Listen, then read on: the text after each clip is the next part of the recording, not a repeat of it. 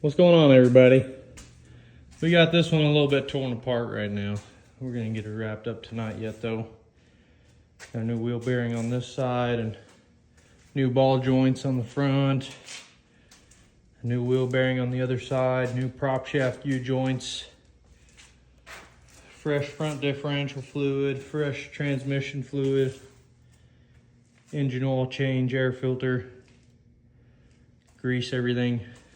Get her put back together.